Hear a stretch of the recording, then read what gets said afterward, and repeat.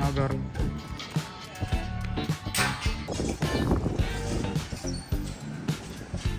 Napakaganda, ano?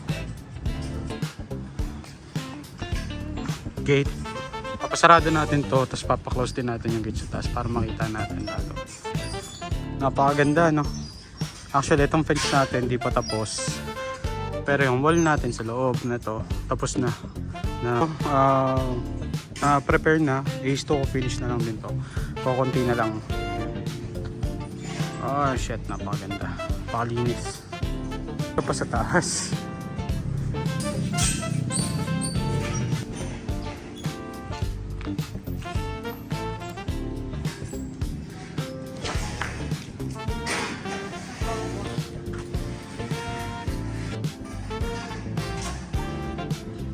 Ganda.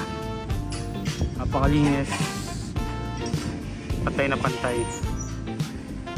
So kung gusto nyo ma-achieve yung mga ganyang kaganda, message lang kayo sa akin. Gawin natin sa bahay. Oops.